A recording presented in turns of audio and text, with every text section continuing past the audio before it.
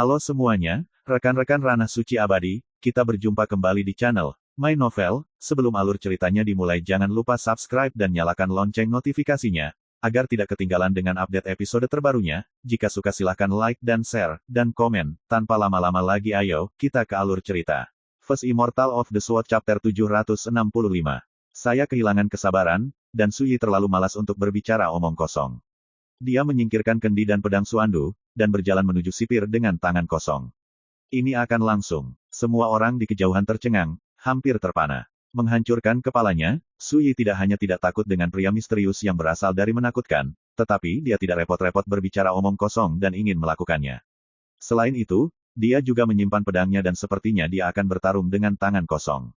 Ini berantakan. Orang-orang seperti Fu Qingyun membuka mata lebar-lebar dan terkejut dengan tindakan tiba-tiba Suyi. Bukankah itu mencekik? Di kejauhan, pria berjubah hitam itu tertegun sejenak, matanya penuh dengan keceriaan, dan berkata, dihormati di jalan-jalan spiritual dapat membuatmu melanggar hukum. Aku hanya bisa mengatakan, kamu tidak tahu apa-apa tentang kekuatan sejati. Suara masih diputar. Dia melambaikan lengan bajunya. Ledakan. Terlihat dengan mata telanjang, nafas dari cetakan telapak tangan ini sangat aneh. Tampaknya mampu menghancurkan Zhou Su, merusak jalan langit dan bumi, dan kehampaan retak dan runtuh. Kekuatan seperti itu, Kaisar juga takut pada 3 poin, bagaimana kamu bisa menolak? Pria berbaju hitam itu bertanya dengan penuh minat.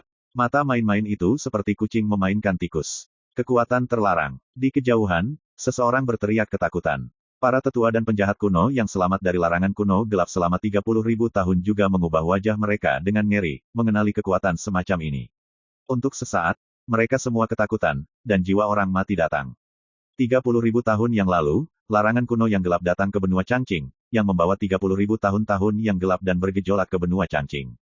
Saya tidak tahu berapa banyak garis keturunan Dao tingkat Kaisar yang telah terpengaruh secara serius, baik mengungsi dari benua Changqing, atau secara bertahap menurun dan menghilang di bawah larangan zaman kuno yang gelap.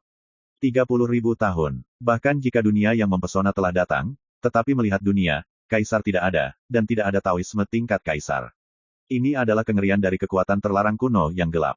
Terutama bagi para tokoh senior yang selamat dari larangan kuno kelam, mereka memiliki pengalaman pribadi tentang kekuatan semacam ini. Dan sekarang, kekuatan seperti bencana terlarang ini telah muncul kembali, dan dikendalikan oleh pria berjubah hitam dengan asal misterius. Siapa yang tidak akan takut? Reaksi semua orang, semua mata pria berjubah hitam, senyum di bibirnya menjadi lebih intens. Segera, dia sedikit terkejut.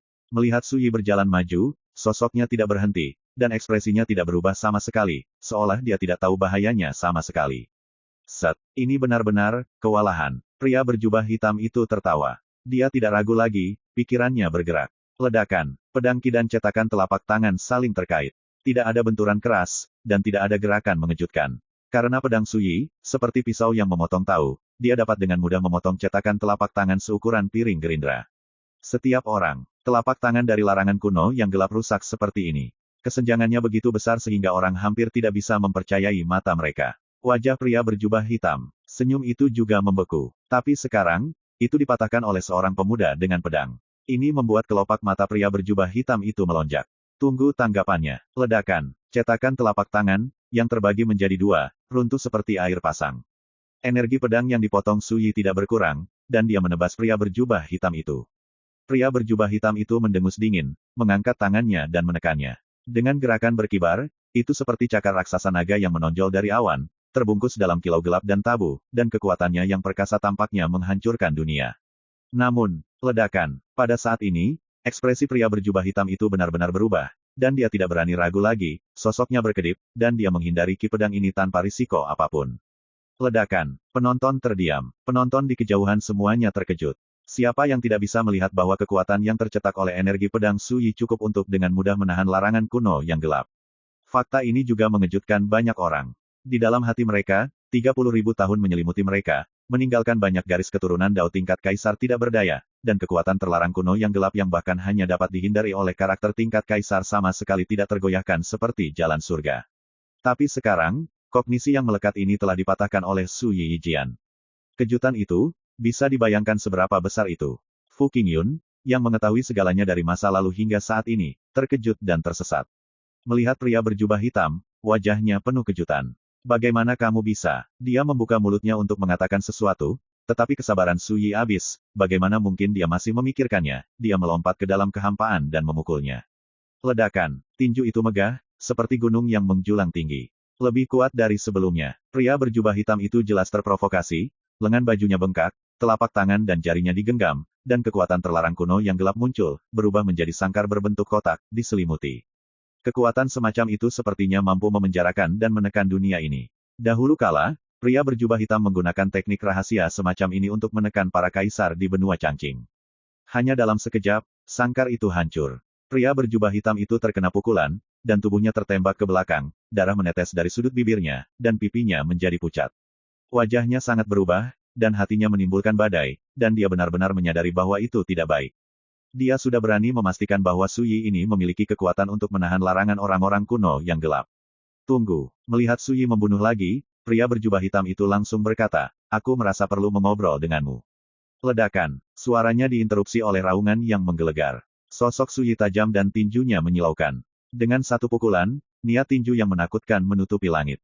Pria berjubah hitam tidak akan duduk diam, tetapi ketika dia menggunakan kekuatan terlarang dari orang dahulu untuk melawannya, dia terlihat sangat tak tertahankan. Ledakan, adegan ini membuat semua orang di kejauhan benar-benar tercengang. Sebelumnya, betapa sombong dan sombongnya pria berjubah hitam itu, dia tampak seperti iblis dari 9 tanah ketenangan, yang menyendiri, dan menganggap orang-orang di dunia sebagai ayam dan anjing. Namun, saat perang benar-benar dimulai, dia langsung dihancurkan oleh Su Yi. Siapa yang akan membayangkan ini sebelumnya? Pria berjubah hitam itu sedang terburu-buru. Mataku terbelah. Dia tidak pernah berpikir bahwa ketika dia akhirnya mendapatkan kembali vitalitas dan lahir dari jurang meteor, dia akan menghadapi pukulan seperti itu. Perhatikan bahwa di masa lalu, dia adalah seorang raja, dan di matanya, dia tidak berbeda dengan mangsa. Namun, sekarang, Su Yi, seorang pemuda di alam spiritual, membunuhnya sedemikian rupa sehingga dia tidak berdaya untuk bertarung. Bagaimana mungkin dia tidak depresi? Tidak kesal, Su Yi, kamu mencari kematian. Pria berjubah hitam itu berteriak keras, rambut hitamnya menari-nari liar, dan tubuhnya gelap dan berkilau, menutupi dunia. Dengan tangannya mencubit dan mencetak, bilah tajam gelap yang tak terhitung jumlahnya muncul ke dalam kehampaan, dan kemudian menyapu ke arah Su Yi seperti badai. Langit dan bumi terkoyak dengan retakan mengejutkan yang tak terhitung jumlahnya. Bilah tajam ini semuanya diubah oleh kekuatan terlarang dari zaman dahulu yang gelap, padat dan luar biasa, cukup untuk dengan mudah membantai pembudidaya roda spiritual manapun di dunia. Tetapi, tidak ada ancaman bagi Su Yi. Ledakan. Dengan suara bilah tajam yang tak terhitung jumlahnya hancur, Su Yi meninju pria berjubah hitam itu. Ledakan. Pria berjubah hitam itu menjerit, tubuhnya seperti karung pasir yang rusak, dan terbanting ke tanah dari udara, menghancurkan lubang besar. Penampilan yang menyedihkan itu sama sekali berbeda dari sikap arogan yang menghina semua makhluk sebelumnya. Orang-orang di kejauhan tampak bingung. Dalam pertempuran ini, pria berjubah hitam itu benar-benar dilecehkan oleh Su Yi. Tidak ada perlawanan sama sekali. Brengsek, teriakan kemarahan yang menggelegar terdengar. Sosok pria berjubah hitam itu bergegas keluar, tampak seperti orang gila, tubuhnya dipenuhi dengan fluktuasi kekuatan penghancur, dan dia membunuh Su Yi. Tapi kali ini, dia tidak menggunakan kekuatan Dark Ancient Forbidden. Mata Su Yi bersinar dengan jijik. Dari pertama kali dia melihat pria berjubah hitam itu, dia bisa melihat bahwa pihak lain tampak kuat, tetapi dia sebenarnya kuat di luar. Selain kekuatan terlarang dari abad kegelapan, kekuatannya sebanding dengan Xie Zibei dan Huan Sanglin. Meskipun Su Yi tidak tahu bagaimana pria berjubah hitam itu terluka, dia yakin bahwa dalam tahun-tahun tidak aktif yang tak terhitung jumlahnya itu, sipir yang bersembunyi di kedalaman abis meteorit hanya mampu bertahan. Ledakan, suara benturan yang mengejutkan terdengar. Pria berjubah hitam itu terhempas ke tanah lagi. Kali ini, dia bahkan lebih terluka, dan dia tidak tahu berapa banyak tulang yang patah, dan darah mengucur dari kulitnya. Itu mengerikan. Adegan seperti itu juga membuat orang merasakan kesenjangan yang besar, karakter seperti iblis, tetapi dirusak dari awal hingga akhir, kontrasnya tidak diragukan lagi terlalu besar. Set, sosok Su Yi turun dari langit. Dia meletakkan tangannya di punggungnya, menghadap ke pria berjubah hitam yang jatuh ke tanah tidak jauh dari situ, dan berkata dengan acuh tak acuh. Sekarang, beri kamu kesempatan dan jelaskan kepadaku, apa itu kalkun yang tidak sedap dipandang? Apa artinya tidak tahu apa-apa tentang kekuatan sejati? Pria berjubah hitam yang tidak terawat dan malu itu gemetar, wajahnya pucat, dan penghinaan serta kemarahan yang kuat melonjak di hatinya. First Immortal of the Sword Bab 766. Kata-kata Su Yi seperti pisau, menusuk jantung pria berjubah hitam itu. Yang paling membuatnya malu adalah Su Yi mengambil apa yang dia katakan dan menamparkan wajahnya. Kekuatan penghinaan membuat paru-parunya hampir meledak. Di masa lalu, Dia mengendalikan kekuatan terlarang di zaman kuno yang gelap, dan dia bisa membuat kaisar gemetar dan putus asa saat berbicara dan tertawa. Pernahkah dia diinjak-injak dan dipukul seperti itu? Ekspresi penonton di kejauhan menjadi aneh. Pria berjubah hitam itu dilecehkan begitu parah sehingga mereka ingin tertawa tetapi tidak berani tertawa. Itu sangat tidak nyaman. Ini benar-benar burung phoenix yang tidak sebagus ayam. Tentu saja, tidak ada yang berani meremehkan pria berjubah hitam itu. Kali ini, dia cukup sial untuk bertemu Su Yi. Jika dia berurusan dengan mereka, saya khawatir tidak ada dari mereka yang akan selamat. Anak muda, meskipun pemandangannya bagus untuk sementara, jangan terbawa suasana. Pria berjubah hitam menarik napas dalam-dalam dan berkata dengan dingin, aku.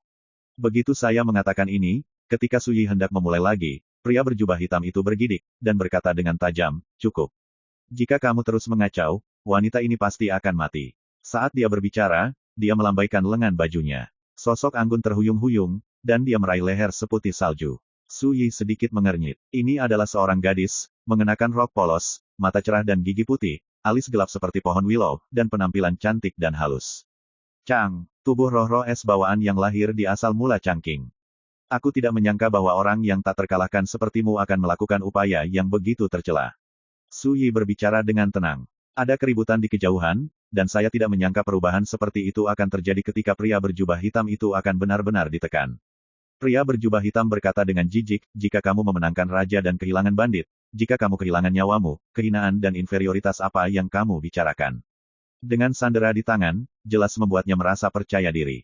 Su Yi berkata langsung, biarkan dia pergi. Aku akan memberimu cara untuk hidup. Pria berjubah hitam itu tertawa ke langit dan berkata, saat ini, kamu si kecil berani menjadi begitu keras hati, tidakkah kamu berpikir bahwa kamu benar-benar tidak peduli bahwa wanita ini terbunuh? Saat dia berbicara, dia menjentikkan telapak tangannya. Lengan kiri Acang disayat dengan celah, dan sepotong darah dengan kilau keemasan terbang keluar, dan ditelan oleh pria berjubah hitam itu. Darah wanita ini mengandung kekuatan jiwa es, darah dan emas. Ini adalah obat ajaib kelas 1 di dunia. Dapat mengangkat daging dan tulang orang mati. Pria berjubah hitam itu menjilat bibirnya, menunjukkan keracunan. Penampilan dan sikap seperti itu bisa digambarkan sebagai arogan yang ekstrim. Ekspresi Su Yi tenang, hanya matanya yang menjadi lebih dalam dan acuh tak acuh. Siapapun yang mengenalnya tahu bahwa Su Yi telah terangsang untuk membunuh. Haha, kenapa kamu tidak bicara? Apakah kamu berpura-pura tenang, atau kamu bingung? Pria berjubah hitam itu tertawa. Dia sepertinya melampiaskan rasa malu dan amarahnya ketika dia dirusak oleh Su Yi sebelumnya. Wajahnya penuh dengan lelucon dan penghinaan. Bukankah kamu sangat mampu, pria kecil ini? Jika kamu tidak peduli dengan hidup dan mati wanita ini, kenapa kamu begitu bodoh? Apakah kamu tidak berani pindah ke sana? Namun, dia tampaknya khawatir tentang membuat Su Yi benar-benar marah. Jadi dia segera mengubah topik pembicaraan dan berkata, baiklah, serahkan benih hijau biru, dan aku akan segera melepaskannya. Kalau tidak, dia akan mati hari ini. Tidak diragukan lagi. Suasana tiba-tiba menjadi tegang. Hati para penonton di kejauhan mau tidak mau menutup telepon, menahan napas. Su Yi memandang Ah Chang, menderita luka seperti itu. Gadis itu masih menutup matanya dan tidak pernah bangun dari koma. Awalnya, Ah Chang yang memberinya benih hijau biru. Bagaimana mungkin dia tidak diselamatkan? Tiba-tiba, pria berjubah hitam itu mengingatkan dengan dingin, jujur saja, menggunakan cara apapun saat ini hanya akan langsung membunuhnya. Su Yi menatap pria berjubah hitam itu dan berkata dengan tenang, awalnya aku tertarik pada asalmu dan memberimu kesempatan, tapi sayangnya, kamu sendiri tidak menghargainya. Aku tahu. Nah, apa yang paling dibenci Su Xie dalam dirinya hidup dipaksa oleh orang lain? Bicaralah tanpa perubahan suasana hati. Pria berjubah hitam itu tiba-tiba menyadari sesuatu, wajahnya sedikit berubah, dan dia ingin mengelak tanpa sadar. Tapi sudah terlambat. Di kedalaman mata Su Yi yang dalam, cahaya yang tidak jelas tiba-tiba muncul, dan samar-samar, pedang dao misterius dengan 9 rantai muncul. Sial, aku sudah mati dan dia tidak bisa hidup. Pria berbaju hitam itu meraung keras. Ledakan. Di lautan pengetahuan, jiwanya seperti gelembung yang rentan, dihancurkan oleh nafas pedang dao yang menakutkan dan misterius. Pada saat itu, api hitam yang keluar dari pria berjubah hitam padam dan menghilang, bahkan tangan kanan yang memegang leher Ah Chang bergetar dan terlepas dengan lemah. Matanya melebar, menatap Su Yi, tidak bisa dipercaya, dan sudut bibirnya bergetar. Namun pada akhirnya, dia jatuh ke langit tanpa mengucapkan sepatah kata pun. Ledakan. Penjara ini yang telah tertidur di kedalaman abis meteorit selama bertahun-tahun yang tak terhitung jumlahnya, ketika dia berbaring di tanah, bahkan tubuhnya berdesir dan berubah menjadi abu halus. Abu. Penonton di kejauhan semuanya dikejutkan oleh pemandangan ini, dan wajah mereka penuh kebingungan dan ketakutan. Mereka tidak melihat bagaimana Suyi bergerak, dan pria berjubah hitam itu tiba-tiba mati di tempat. Metode kematian ini tidak diragukan lagi terlalu aneh. Wajah Suyi menjadi sepucat kertas, dan ada ekspresi kelelahan yang tak tertahankan di antara alisnya. Sebelumnya, ketika membunuh 63 karakter ranah roda roh dari 7 kekuatan utama, untuk melawan harta kekaisaran itu, dia menggunakan nafas pedang 9 neraka. Dan bertarung dengan pria berjubah hitam juga menggunakan nafas pedang 9 neraka.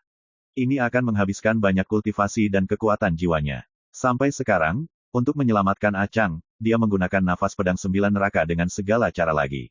Meskipun dia membunuh pria berjubah hitam dalam satu gerakan, itu juga membuat Suyi hampir kehabisan minyak dalam Taoismenya, tepi daerah. Sejak reinkarnasi dan pembangunan kembali, ini juga pertama kalinya dia bertarung seperti ini. Namun, saat melihat Acang yang diselamatkan, Suyi tidak menyesal melakukannya. Tidak masalah jika Anda gagal mengorek beberapa informasi dari mulut sipir. Terlebih lagi, sipir di dunia ini bukan satu-satunya. Suyi yakin cepat atau lambat dia akan bertemu dengan sipir dari Tiandaomen. Dengan napas panjang, Suyi membungkuk dan memeluk Acang. Waktunya pergi. Suyi melihat ke langit dan menggendong Acang di belakangnya. Namun, ketika dia hendak pergi, dia tiba-tiba menyadari bahwa di mana pria berjubah hitam itu meninggal, ada perintah rahasia seukuran telapak tangan. Suara mendesing. Suyi mengangkat tangannya dan meraihnya dari udara, lalu menyimpannya tanpa melihatnya. Kemudian, melangkah maju. Langit dan bumi mengantuk, pemuda itu tinggi dan lurus, menggendong pantatnya dan berjalan di antara langit dan bumi. Kemanapun dia pergi, itu rusak dan layu, penuh mata. Gunung dan sungai yang hancur. Lambat laun, mereka menjauh. Melihat pemandangan ini dari kejauhan, para kultivator yang tak terhitung jumlahnya bergejolak, tetapi tidak ada yang berani menghentikannya. Bahkan jika seseorang berspekulasi bahwa kultivasi Suyi telah sangat terkuras, tidak ada yang berani melakukannya. Ini adalah keagungan pembunuhan. Terlebih lagi, tidak ada yang yakin apakah Suyi masih memiliki kekuatan untuk bertarung. Sampai waktu yang lama, langit dan bumi yang awalnya membosankan dan menyedihkan mendidih seperti panci. Betapa menakutkannya keberadaan pria berjubah hitam yang tidak berani menatap mata kaisar, tetapi dia dibunuh oleh Tuan Su pada akhirnya. Kamu bilang, bagaimana Su Exile akhirnya membunuh pria berjubah hitam itu? Suara berisik bergema di langit dan bumi untuk waktu yang lama. Di kejauhan, Gunung Zaixing yang menjulang tinggi ke langit telah runtuh, hanya menyisakan sebagian kecil dari gunung yang berdiri sendiri. Puing-puing itu bercampur darah dan air dan tersebar di berbagai area di tanah terdekat. Tanah di sana penuh dengan lubang, dan ada rembesan darah yang tebal. Semuanya seolah diam-diam menceritakan kengerian pertandingan sebelumnya. Setelah pertempuran ini, Suyi bisa bertahta di dunia. Beberapa orang tua merasa emosional. Pola dunia yang indah ini juga akan mengalami perubahan yang mengguncang bumi mulai hari ini. Mulai sekarang, kekuatan dunia harus menghormati Suyi. Yang abadi di langit, mungkin sikap Tuan Su. Saya tidak tahu apakah ada karakter yang bisa melawan Su Xianxian di dunia ini. Mendengar ucapan tersebut, saya melihat keceriaan dan kegembiraan dalam ekspresi masing-masing biksu. Dong Guofeng menghela nafas dalam hati, betapa beruntungnya memiliki musuh seperti itu, tapi betapa malangnya. Kekuatan Suyi membuat Dong Guofeng melihat dunia baru di jalan menuju jalan spiritual. Demikian pula, itu juga membuatnya merasakan ketidakberdayaan di luar jangkauannya. Ini adalah keberuntungan dan kesialan. Shen Suyun tampak kesepian dan getir. Tak lama kemudian, dia dan Suyi setuju untuk berduel. Tetapi saat ini, dia sudah tahu bahwa jika dia berduel, dia akan kalah dalam semua permainan, dan dia tidak akan memiliki kesempatan untuk menang. Fu Qingyun, pemilik Qingyun, mengeluarkan slip giok, menggunakan akal ilahi sebagai pisau, dan dengan cepat mengukirnya di dalamnya. Pada hari kelima bulan kelima lunar, Suyi datang ke domain hantu Linglong sendirian untuk memperjuangkan sebuah janji. Dalam pertempuran ini, 63 alam roda roh dan 108 alam fase roh dari 7 kekuatan utama dihancurkan, dan tidak ada yang selamat. Sepanjang sejarah, hal itu tidak pernah terjadi. Penjara misterius muncul kembali, dan kekuatan larangan kuno yang gelap muncul kembali di dunia. Siapa yang menyangka bahwa sipir yang cukup membuat kaisar takut dan takut dibunuh oleh Suyi. Garis-garis tulisan, berkedip dengan cahaya yang menyilaukan, dengan cepat muncul di slip batu giok. Sampai akhir tulisan, Fu Qingyun berpikir sejenak dan menambahkan komentarnya sendiri. Kecemerlangan pertempuran ini tak tertandingi dalam 30.000 tahun terakhir. Jika ada 30.000 tahun di masa depan, dengan kekuatan Suyi hari ini, itu dapat ditekan dengan satu pedang. Setelah menulis, hati Fu Qingyun bergoyang, dan dia pergi sambil tertawa. Sebagai saksi dalam sejarah dunia, pertempuran hari ini bukanlah bagian terpenting dari perjalanannya. My Novel, First Immortal of the Sword Chapter 767. Hari kelima bulan Mei adalah hari yang ditakdirkan untuk dicatat dalam sejarah benua Changqing. Pada hari ini, dengan berakhirnya pertempuran di depan domain hantu Linglong Gunung Zaixingshan, berita juga terbang ke seluruh penjuru dunia seperti sayap. Ini juga memicu kegemparan, mengguncang dunia. Setan Huan, surga akan membunuh klan Huanku. Seorang lelaki tua mengeluarkan desisan putus asa. Awalnya, mereka sudah mengadakan perjamuan lebih awal, menyiapkan anggur, dan hanya menunggu kemenangan Huan Tiandu dan yang lainnya, lalu mereka akan merayakannya. Saya tidak pernah mengira bahwa yang sedang menunggu adalah kabar buruk yang menggelegar. Untuk sesaat, seluruh keluarga hancur. Bersihkan kuil luar angkasa. Bel melengking yang padat terus berdering. Setiap kali terdengar, para biksu itu menjadi pucat. Hingga bel berdentang 21 kali, atmosfer tumpul yang menyesakkan menyelimuti kuil Zen. Setiap biksu tersesat dan tampak suram. Begitu bel berbunyi, itu berarti seseorang di sekte tersebut telah jatuh. Zongming 21 kali, yang berarti sekte mereka pergi ke domain hantu Linglong untuk membunuh pembangkit tenaga listrik Su Yi kali ini, dan seluruh pasukan telah musnah. Daomen Tianji. Larangan 30.000 tahun pada zaman kuno yang gelap, saya tidak bisa tidak melakukan Tianji Daomen saya, tapi sekarang, telah dikalahkan oleh seorang pemuda. Seorang lelaki tua kehilangan kesabaran dan dalam keadaan gila, menangis dan berteriak, sudah berakhir, sudah berakhir. Membakar agama yang. Seorang lelaki tua berkata dengan ekspresi kosong, mulai sekarang, tidak akan ada sekte Fenyang di dunia ini. Pada akhirnya, sudut bibir lelaki tua itu bergetar, dan dia tidak bisa menahan tangis. Benar-benar merobek dan menelan sekte Fenyang mereka. Dengan berita kekalahan, kekuatan kuno dengan warisan memenangkan dunia ini telah jatuh ke dalam kekacauan dan kekacauan satu persatu. Adegan yang sama juga terjadi di kekuatan dunia lain seperti Tianxing Jianzai, Tiandou Lingjiao, dan Huaxing Yaosong. Dengan Su Yi di benua Changqing ini, tidak ada tempat bagiku untuk berdiri. Ayo pergi, jika kamu tidak pergi, mereka yang mencium bau darah dan jatuh ke tanah akan datang. Sayang sekali, apakah kita berbicara tentang comeback? Bukankah kita pikir kita tidak cukup gagal dan tidak cukup mati? Setelah ketiga kekuatan eksternal utama ini jatuh ke dalam kekacauan, mereka akhirnya membuat pilihan yang sama. Evakuasi dari benua Changqing. Sebaliknya, tiga kekuatan kuno, dunia bawah Yinsa, Yunyin Jianshan, dan klan Dongguo, merasa sangat beruntung saat mendengar berita seperti itu. Karena mereka tidak berpartisipasi dalam perang salib melawan Su Yi karena berbagai alasan, mereka lolos dari malapetaka tanpa risiko apapun. Melihatnya membangun gedung tinggi, melihatnya berpesta dengan tamu, melihatnya, gedung runtuh, semuanya tidak kekal. Penguasa Yinsa Hades bahkan lebih emosional tentang ini. Pada hari ini, semua tempat berkumpulnya para biksu di dunia juga kacau balau. Ini adalah pertempuran paling mulia di dunia sejauh ini. Nama yang paling banyak dibicarakan, hanya satu. Su Yi. Bagi para biksu di dunia, Su Yi adalah legenda. Sosok mitos yang hidup. Pria kendo yang tak terkalahkan. Minggu besar. Ini sudah larut malam. Di istana yang megah, lampunya terang benderang. Sekelompok penyanyi cantik menari dengan kerudung tipis, kulit mereka yang anggun menjulang di bawah bayang-bayang lampu, dan semburan musik gendang merdu dan ceria. Zhou Zili sedang duduk sendirian di kursi naga, tetapi dia tidak aktif dan kesepian. Dia adalah kaisar yang dikagumi oleh dunia. Dia adalah satu-satunya yang tahu apa itu, keluarga yang kesepian. Laporan. Bajingan tua bergegas ke aula seperti embusan angin. Drum ceria berhenti tiba-tiba, dan semua penyanyi menari berhenti. Apa? Zhou Zili mengerutkan kening. Bajingan tua itu memberikan surat rahasia dari Daxia. Setelah melihatnya, Zhou Zili tidak dapat menahan keterkejutannya. Untuk waktu yang lama, dia membanting kursi naga dan tertawa dengan gembira. Mulai sekarang, di dunia yang perkasa ini, saudaraku Su harus dihormati. Dia berdiri, bersemangat, dan tertawa. Bajingan tua itu hanya bisa menghela nafas. Yang mulia, tapi dia sudah lama tidak begitu bahagia. Apa yang kamu lakukan saat kamu terpana? Aku sangat bersemangat, jangan ajari aku menyanyi dan menari. Zhou Zili berkata dengan keras, malam ini, saya ingin minum yang enak. Melihat ini, bajingan tua itu buru-buru mendesak, cepat, lalu mainkan musik, lalu menari. Larut malam, di dalam restoran, diskusi yang hidup berlanjut, dan para pengunjung mendiskusikan pertempuran antara Su Yi dan 7 kekuatan utama. Shen Li duduk sendirian di sudut. Mendengarkan ucapan itu, Shen Lian juga emosional. Satu orang dan satu pedang, menghancurkan 7 kekuatan besar bersama untuk menekan dunia. Su Yi ini, benar-benar sosok seperti peri di langit. Namun, legenda seperti itu terlalu jauh dariku. Mendesah dalam-dalam. Dia hanya karakter kecil di jalan kultivasi, dia baru saja menunjukkan keunggulannya, dan dia tidak bisa membayangkan betapa menakutkannya kekuatan keberadaan seperti Su Yi. Meminum segelas anggur dalam diam, Shen Li bangkit dan pergi. Tidak peduli seberapa kuat Su Yi, itu tidak ada hubungannya dengan pria kecil seperti dia, dan baginya, kultivasinya sendiri lebih penting. Alangkah baiknya jika saya bisa bertemu dengan senior yang mengajari saya metode rahasia saat itu. Dalam hal ini, saya bisa mengajukan beberapa pertanyaan kepadanya tentang latihan saya.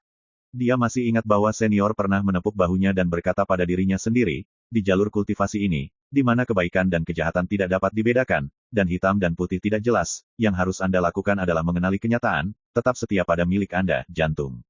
Senior itulah yang mengajarinya warisan, janin misterius dan semua iblis. Hingga saat ini, Shen Li merasa bersyukur setiap kali memikirkan saat ini. Di mata dunia, Su Yi adalah makhluk abadi yang diasingkan, tapi di mataku, senior itu adalah makhluk abadi yang diasingkan. Shen Li bergumam pada dirinya sendiri, sayangnya, saya tidak tahu yang pertama. Siapa namanya? Tidak sampai bertahun-tahun kemudian Shen Li, yang telah tumbuh menjadi raksasa, tahu bahwa senior yang sangat dia syukuri adalah makhluk abadi yang diasingkan di mata dunia. Itu legenda pedang berusia 30.000 tahun. Tuan, di depan Anda adalah desa Kaoshi di Fuxianling, tempat tinggal dua bersaudara Chaoping, terletak di ujung barat desa Kaoshi. Desa ini tidak sederhana. Di malam yang dalam dan kosong, dua sosok muncul di luar desa Kaoshi. Yang satu adalah seorang lelaki tua berjubah tau hitam, dan yang lainnya adalah seorang pemuda heroik berjubah putih. Mata lelaki tua itu bersinar dengan kecemerlangan, dan desa Kaoshi di tengah malam diselimuti suasana yang tak terlihat dan damai, seperti surga. Tuan berkata dengan sangat baik, sejak tahun lalu, desa terpencil dan sekuler ini telah berubah. Tidak peduli penduduk desa mana, mereka semua memiliki umur panjang dan kekayaan yang makmur, dan bahkan desa kecil ini tidak pernah diserang oleh binatang buas. Anak laki-laki berjubah putih berkata, terutama dua saudara laki-laki dan perempuan Chaoping dan Chao An, yang seperti keberuntungan di desa, akan selalu menghadapi beberapa hal baik yang aneh, sehingga hingga saat ini, radius 100 mil dari sekuler orang-orang di negeri ini semuanya menyebut mereka dua bintang keberuntungan. Orang tua itu mengangguk dan berkata, ini keberuntungan, ayo pergi ke kediaman kakak dan adik. Karena itu, dia telah melangkah ke desa Kaoshi. Saat itu sudah larut malam, orang-orang di desa sudah istirahat, dan hanya beberapa rumah tangga yang masih menyalakan lampu minyak. Luar biasa, medan dan pegunungan di dunia ini telah berubah. Bukan aura langit dan bumi yang berkumpul, tetapi aura keberuntungan dari jalan ilusi. Berjalan ke desa, lelaki tua itu merasakan perasaan yang berbeda. Desa yang tampaknya biasa, tetapi karena suasana yang menguntungkan, telah menjadi seperti surga. Orang tua itu tidak bisa tidak tergerak, kehadiran macam apa yang dia ambil untuk mengubah feng shui desa kecil ini dan menarik kekuatan keberuntungan dari segala arah. Tuan, bagian depan adalah tempat saudara dan saudari tinggal. Anak laki-laki berjubah putih itu menunjuk ke kejauhan. Itu adalah halaman sederhana, tersebar dengan 3 pondok jerami dan kandang sapi, dengan tempat tidur sayuran dan kandang ayam. Tempat tinggal seperti itu terlihat seperti rumah yang miskin. Tetapi ketika lelaki tua itu melihat halaman ini, dia diam-diam berhenti. Matanya sedikit menyipit, dan ekspresi terkejut muncul di antara alisnya. Aura keberuntungan tempat ini seperti naga yang bersembunyi di jurang. Tuan, saya mendengar bahwa dari tahun lalu hingga sekarang, ada banyak pembudidaya yang datang berkunjung, tetapi tanpa kecuali, mereka semua mundur dengan tenang, dan tidak ada yang berani menghancurkan ketenangan desa ini.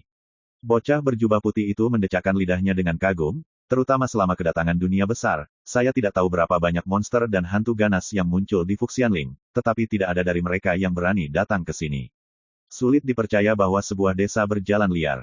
Orang tua itu berkata, aneh, tidak aneh sama sekali. Dia melihat ke ambang pintu rumah di tengah halaman, di mana ada selembar kertas merah dengan 4 kata tertulis di atasnya. Damai adalah berkah. 4 kata yang biasa. Di mata lelaki tua itu, keempat karakter ini memiliki kecenderungan umum yang agung dan tak terukur, penuh dengan pesona misterius dan damai. Keadaan pikirannya bergetar entah kenapa, dan dalam keadaan kesurupan, sepertinya dia tidak menghadapi satu kata pun, tetapi dunia yang luas. Untuk sesaat, ekspresi lelaki tua itu berubah, matanya kusam dan tangan serta kakinya sedikit gemetar. My Novel, First Immortal of the Sword Chapter 768. Tuan, ada apa denganmu? Anak laki-laki berjubah putih memperhatikan kelainan lelaki tua itu. Pria tua itu terdiam sesaat, dan berkata, Wang Ting, apakah kamu masih ingat, dekrit surga 5 gua, kelas 1 di antara 6 urat Da Huang Daomen? Anak laki-laki bernama Wang Ting mengangguk dan berkata, ingat, itu adalah ciling tertinggi yang memanfaatkan kekuatan langit dan bumi dan menekan keberuntungan gua. Mereka adalah perintah rumah kota Wuyue, perintah jembatan lengkungan Beidou, perintah Shen Xiao Jin Qiong, dekrit 8 raja, dan dekrit persatuan yang sebenarnya. Berbicara tentang ini, Wang Ting bertanya-tanya, Tuan, mengapa Anda tiba-tiba menanyakan pertanyaan ini, mungkinkah? Mata lelaki tua itu halus, dan ekspresinya tidak pasti, kata di ambang halaman dicetak dengan arti sebenarnya dari dekrit kota Wuyue. Mata Wang Ting menyipit, dan dia tertegun. Dekrit rumah kota Wu Yue. Ini adalah rahasia tak terucapkan dari gerbang pertama hutan belantara besar, Jiuji Suandu, dan dikenal sebagai yang pertama dari 5 gua. Dekrit tertinggi seperti ini, bahkan di Jiuji Suandu, hanya benda antik seperti fosil hidup yang dapat dikendalikan. Tapi sekarang, kekuatan komando semacam ini, yang bisa dianggap sebagai yang tertinggi, telah muncul di sebuah desa kecil yang tidak mencolok di benua Changqing. Bagaimana mungkin Wang Ting tidak terkejut? Tuan, apakah ini benar? Wang Ting berkata dengan tidak percaya. Aku tidak buta, bagaimana mungkin aku tidak mengenalinya? Orang tua itu memarahi dengan marah. Wang Ting merasa malu, tetapi hatinya terbalik, dan dia tanpa sadar bertanya, Tuan, maksud Anda, ada monster tua dari Jiuji Suandu, yang datang ke dunia ini dan meninggalkan Dekrit, berlindung di desa kecil ini. Mata lelaki tua itu berubah, dan dia berkata, itu mungkin, tapi itu belum tentu pekerjaan hidung banteng tua di Jiuji Suandu. Ngomong-ngomong, dia menggelengkan kepalanya. Meskipun Wang Ting sangat penasaran di dalam hatinya, dia akhirnya menahan diri ketika dia melihat guru tutup mulut. Melihat kali ini, lelaki tua itu tiba-tiba menarik napas dalam-dalam dan menundukkan kepalanya ke karakter dari jauh sambil berkata. Setelah berbicara, dia tidak mengatakan apa-apa, meraih bahu bocah berjubah putih Wang Ting, dan bergegas pergi. Baru setelah dia tiba di luar desa Kaoshi, lelaki tua itu menghela nafas lega dan berkata, Furui di sini hanya milik desa ini, milik saudara dan saudari Cao Ping dan Cao An. Jika ada yang berani menjara akan mengubah berkah menjadi malapetaka, dan membawa malapetaka dan pembunuhan di punggung seseorang. Wang Ting, yang masih bingung sebelumnya, berkeringat dingin saat mendengar ini. Betapa kuatnya keberadaan tuannya, tetapi dia tampaknya cukup takut dengan kata itu, dan menjaga jarak darinya. Pada saat itulah Wang Ting mengerti mengapa ketenangan desa Kaoshi tidak pernah mengalami kerusakan. Saudara-saudara benar-benar beruntung mendapatkan kaligrafi orang yang kuat. Meskipun mereka adalah orang biasa, mereka dapat hidup damai tanpa bencana dan kekhawatiran, dan mereka lebih bahagia daripada generasi saya bahagia. Pria tua itu menghela nafas dengan emosi. Tuan, apakah kamu sudah menebak sesuatu? Wang Ting mau tidak mau bertanya. Anda memiliki kesempatan untuk membuktikan Tao dan menjadi seorang kaisar. Sambil berbicara, dia mengeluarkan cangkang kura-kura seputih salju dari jubah lengan bajunya. Di kulit kura-kura, ada garis dao alami, yang sangat aneh. Orang tua itu bermeditasi. Setengah suara, dia sedikit mengernyit, sekitar 2 bulan yang lalu, pegadaian surga muncul sekali di benua Changqing ini, tapi kita masih terlambat, pegadaian surga lebih awal telah meninggalkan dunia ini. Dia menghela nafas panjang. Wang Ting tidak bisa tidak berkata, Guru, murid saya selalu bingung. Ketika dia membuktikan Tao dan menjadi seorang kaisar, mengapa dia harus pergi ke pegadaian di surga untuk menukarnya? Dengan bantuan, pegadaian surga, hari di mana kamu menjadi kaisar juga merupakan waktu ketika tubuhmu dihancurkan. Wang Ting terdiam. Untuk jalannya menjadi kaisar, tuannya telah membawanya untuk mencari selama bertahun-tahun di berbagai pesawat dunia. Belum lama ini, saya akhirnya menemukan beberapa petunjuk tentang pegadaian surga, jadi saya buru-buru datang ke benua Changqing ini mengikuti petunjuk tersebut. Saya tidak berpikir begitu, sudah terlambat. Tidak masalah jika kamu nanti, selama kamu menangkap jejak pegadaian, cepat atau lambat kamu akan menemukannya. Kata lelaki tua itu, menggigit jari telunjuk kanannya dan dengan cepat membuat sketsa di kulit kura-kura seputih salju. Darah mengalir, dan cangkang kura-kura seputih salju sedikit bergetar. Pipi lelaki tua itu pucat, dan ada keringat yang keluar dari ujung alisnya. Pria tua itu tertegun sejenak. Dia menjelajahi misteri pola rahasia dan bergumam, aneh, pegadaian surga benar-benar pergi ke dunia bawah. Akhirat, Wang Ting tampak aneh dan tersenyum pahit, Tuan, kami telah mencari selama lebih dari 10 tahun, tidak pernah berpikir bahwa itu akan membuang-buang waktu. Karena, dia dan tuannya berasal dari dunia bawah. Sudut bibir lelaki tua itu berkedut hebat. Setelah beberapa saat, dia merenung, ada desas-desus bahwa, dari zaman kuno hingga sekarang, dimanapun pegadaian muncul di surga, pasti ada perubahan yang tidak terduga dan mengejutkan. Belum lama ini, pegadaian surga muncul di benua Azure ini, dan kemudian dunia ini mengantar ke dunia luar biasa yang belum pernah terjadi sebelumnya. Sekarang, pegadaian surga muncul di dunia bawah lagi. Mungkinkah akan terjadi semacam kejutan di dunia bawah? Berbicara tentang ini, ekspresi lelaki tua itu menjadi serius. Wang Ting, kita harus pergi. Orang tua itu membuat keputusan. Tuan, tidak ada bagian alam yang mengarah ke neter di benua Changqing ini. Jika kita ingin kembali, kita harus memutar ke pesawat dunia lain. Kata Wang Ting. Tidak ada jalan memutar. Orang tua itu berkata, ayo pergi ke Daxia lagi dan meminta bantuan dari orang-orang di Balai Mengpo. Wang Ting berkata dengan heran, bagaimana Tuan tahu bahwa orang-orang di Aula Mengpo berada di Daxia? Mungkin kamu bisa menyembunyikannya dari para biksu di benua Changqing, tapi kamu sama sekali tidak bisa menyembunyikannya dariku. Wang Ting tiba-tiba menyadari. Ayo pergi, kata orang tua itu. Sebelum pergi, dia tidak bisa menahan diri untuk tidak melihat kembali ke desa Kaoshi yang diselimuti malam. Siapa yang mengatur dekrit rumah kota Wuyue? Pada akhirnya, lelaki tua itu masih menekan hatinya. Keingintahuan, dan melangkah pergi dengan muridnya Wang Ting. Guru dan muridnya menjauh. Desa Kaoshi, Cao Ping dan Cao An sedang tidur di rumah rumput. Pada awalnya, Su Yi menulis kata-kata, damai adalah berkah. Hanya saja Cao Ping dan Cao An tidak pernah mengetahuinya. Bahkan, kedua kakak beradik itu bahkan tidak tahu nama Su Yi. Ini mungkin arti sebenarnya dari damai. Pelembab diam, gajah tidak terlihat. Hari ke-6 bulan Mei, di akhir musim semi dan awal musim panas, udaranya hangat dan hangat. Su Yi sedang berbaring di kursi rotan di sisi kolam, pikirannya rileks. Setelah kembali dari Linglong Ghost Realm kemarin, dia langsung bermeditasi dan berlatih. Baru pada siang hari ini dia dapat pulih dari taoismenya yang hampir habis. Namun, konsumsi kekuatan jiwa sangat lambat. Ini adalah akibat dari penggunaan nafas pedang 9 penjara. Bahkan jika itu hanya nafas dari pedang ini, itu akan membuat Su Yi merasa sulit. Dengan kultivasinya yang lengkap pada tahap awal fase roh, dia hanya bisa bertahan paling lama sekitar setengah jam. Kakak Su, kapan Nona Acang bangun? Wen Xin menyalin bangku kecil dan duduk di samping Su Yi, dengan kaki rampingnya ditekuk dan berlutut, pipinya ditopang dengan satu tangan, dan kepalanya dimiringkan untuk melihat Su Yi. Minimal 3 atau 5 hari, dan maksimal 10,5 bulan. Su Yi berkata dengan santai, untungnya, dia tidak terluka parah, tetapi vitalitasnya sangat terkuras, dan dia selalu bisa pulih. Setelah kembali kemarin, dia melepaskan kekuatan pemenjaraan dari Ah Chang dan mempercayakan Wen Xin Zhao untuk menjaganya. Ini pertama kalinya aku melihat kecantikan yang begitu menyedihkan. Aku benar-benar tidak tahu betapa cantiknya Nona Acang ketika dia bangun. Hati dan pikiran, Su Yi tersenyum dan berkata, ini bukan musim semi untuk menjadi kecantikan yang berkembang. Hal yang sama berlaku untuk kecantikan. Masing-masing memiliki kecantikannya sendiri, mana yang terbaik. Sama seperti kamu, itu sama sekali berbeda dari wanita lain. Dipuji oleh Su Yi secara pribadi, Wen Xin Zhao sedikit tidak nyaman, tetapi dia dipenuhi dengan kegembiraan. Ulama mati untuk mereka yang dipercaya, dan wanita untuk mereka yang menyenangkan mereka. Betapapun cantiknya seorang wanita, dia suka dipuji karena penampilannya yang luar biasa. Tentu saja, dengarkan pujian dari orang yang Anda sukai. Pujian dari orang yang tidak suka hanya akan membuat wanita tidak menyukainya. Wen Xin Zhao tiba-tiba berkata, Kakak Su, jika kamu pergi ke dunia bawah di masa depan, bisakah kamu membawaku bersamamu?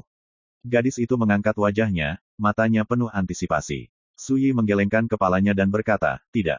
Begitu kata-kata itu keluar, dia sepertinya merasakan kehilangan Wen Xin Zhao, dan Su Yi berkata dengan hangat, Xin Zhao, tidakkah kamu menyadari bahwa, denganku, mungkin aku bisa melindungimu dari angin dan hujan, dan kamu akan menjadi aman dari bencana, tetapi dengan cara yang sama, itu membuat jalanmu terlalu mulus dan tidak memiliki temper yang nyata, yang berbahaya bagimu. Dan aku tidak bisa berada di sisimu selamanya. Berbicara tentang ini, Su Yi berkata, kamu seperti ini, dan yang lainnya seperti ini. Hanya ketika aku pergi, kamu dapat benar-benar bangkit dan menjadi dirimu sendiri. Alih-alih hidup di bawah perlindunganku sepanjang waktu, itu hanya akan mengarah pada itu merusak jalan spiritualmu. Sebelumnya, Wen Xin Zhao sedikit kecewa. Namun, ketika dia mendengar kata-kata Su Yi, gadis itu mengangguk tanpa sadar. Dia berkata dengan lembut, saudara Su berkata dengan sangat baik. Sejujurnya, saya merasa bahwa saya adalah orang yang tidak berguna selama periode waktu ini. Semuanya ditangani oleh saudara Su. Saya tidak pernah mengalami angin dan ombak, meskipun ini terasa bagus, tapi itu juga membuat jalanku kurang temper. Pada akhirnya, dia tidak bisa membantu tetapi bersumpah. Su Yi berkata sambil tersenyum, bagus jika Anda dapat memahami ini, para pembudidaya itu juga akan mengatur agar murid-muridnya melakukan perjalanan jauh dan luas, bergabung dengan WTO, dan melakukan berbagai tes. Mengapa? Alasannya adalah pada kata penajaman. Yang disebut batu giok tidak bisa dibuat menjadi alat, begitulah adanya. Berbicara tentang ini, dia terdiam beberapa saat, dan berkata, untuk masa depan, saya secara alami akan kembali, benua Changqing ini terlalu kecil, ketika saatnya tiba, saya akan menunjukkan kepada Anda semua. Dunia yang lebih besar, Wen Xin Zhao tidak bisa menahan perasaan rindu di hatinya. Malam ini, ketika Kaisar Xia dan Weng Jiu datang berkunjung bersama, mereka juga membawa banyak barang rampasan. Semua piala itu ditinggalkan oleh orang kuat dari 7 kekuatan utama yang dibunuh oleh Su Yi kemarin, termasuk bahan spiritual, pil obat, harta rahasia, batu spiritual, dan harta lainnya. Nilainya tak terukur. Bagaimanapun, itu adalah harta yang ditinggalkan oleh sekelompok biksu spiritual, dan itu tentu saja luar biasa. Melihat ini, Su Yi tidak bisa menahan tawa dan berkata, aku tidak berharap kamu benar-benar pergi untuk membersihkan rampasan. Kaisar Xia Agung jelas sedang dalam suasana hati yang baik, dan alisnya penuh dengan ekspresi terbang. Pikirkan juga, dengan kekalahan 7 kekuatan utama, di seluruh dunia, kekuatan mana yang berani memprovokasi keluarga kerajaan Daxia? Tidaklah berlebihan untuk mengatakan bahwa di masa depan, dengan papan nama Suyi, semua kekuatan besar di dunia akan kagum dengan keluarga kerajaan Daxia mereka. Suyi memikirkannya sebentar, dan akhirnya mengingatkannya, aku akan pergi cepat atau lambat. Di masa depan, kamu harus mengandalkan dirimu sendiri untuk bersaing di dunia yang hebat ini. Xia Huang tertegun sejenak, dan segera berkata dengan pandangan Zhuang Su, jangan berbohong kepada teman Tao. Xia punya firasat tentang ini, dan dia tahu bahwa dengan bakat teman Tao, dia tidak akan tinggal di Changqing selamanya, daratan. Setelah jeda, dia melanjutkan, teman Taois, jangan khawatir, kemanapun teman Taois pergi di masa depan, Xia pasti tidak akan melupakan kebaikan besar teman Taois. Suaranya kuat. Lagi pula, pria paling berkuasa di Daxia dengan sungguh-sungguh memberi Suyi hadiah besar. Melihat hal tersebut, Wang Jiu di samping juga dengan cepat membungkuk untuk berterima kasih padanya. Suyi melambaikan tangannya dan berkata, tidak perlu berterima kasih. Saat aku pergi nanti, tolong bantu aku menjaga orang-orang di sekitarku, itu sudah cukup. Xia Huang mengangguk dengan gembira. Waktu berlalu hari demi hari. Situasi dunia juga berubah. Di antara mengikuti, sekte Fen yang hancur, dan murid-muridnya tersebar di seluruh dunia. Para biksu di dunia mendambakan harta dan warisan mereka, dan menganggap mereka sebagai sasaran perburuan. Kuil Tianji Daomen dan Jingkong Zhen juga mengikuti jejak klan Iblis Huan dan dihancurkan satu demi satu. Inilah kekejaman dunia. Di dunia ini, tidak pernah ada kekurangan orang yang jatuh ke dalam perangkap. Ketika raksasa jatuh, daging dan darahnya ditakdirkan untuk diburu oleh binatang buas.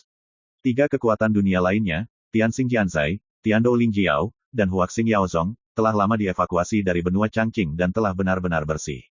Sementara itu, raksasa kuno seperti Gunung Pedang Yunyin, Balai Dunia Bawah Yinsa, dan klan Dongguo semuanya menyerahkan nama mereka dan memilih untuk menundukkan kepala ke Suyi. Dunia terkejut ketika berita itu keluar. Fu Qingyun, pemilik Qingyun, bahkan membuat prediksi. Suara dari kekuatan besar ini pasti akan membuka era baru di dunia yang cerah. Era di mana Suyi sendiri yang menghormati dunia. Perlu disebutkan bahwa, apakah itu klan Rubah Bulan Ungu di alam Mingkong, Beihan Jiange di alam Tianhe, atau klan Kun Wuye di alam Changsuan, di paragraf berikutnya pada waktunya, dia tidak pernah muncul di Changqing benua. Alasannya juga bagus untuk berspekulasi. Di benua Changqing, Kaisar tidak keluar dan menghormati roda roh. Dan orang-orang di dunia roda roh bukan lagi lawan Suyi. Dalam situasi seperti itu, siapa yang berani mengirim seseorang untuk mati? Dunia bergolak, 7 kekuatan telah jatuh, dan lambat laun tidak ada yang peduli. Pada saat yang sama, banyak kekuatan bermunculan seperti jamur setelah hujan, dan pahlawan muda yang tak terhitung jumlahnya dari generasi muda telah melangkah ke panggung dunia satu demi satu. Namun, gejolak perubahan dunia sudah lama tidak mampu membuat Suyi peduli. 13 Mei, di halaman, Suyi duduk di kursi rotan dan berkata, jadi, burung pipit abu-abu yang bersamamu itu, telah menderita. A Chang, yang duduk di satu sisi, memiliki ekspresi sedih di alisnya.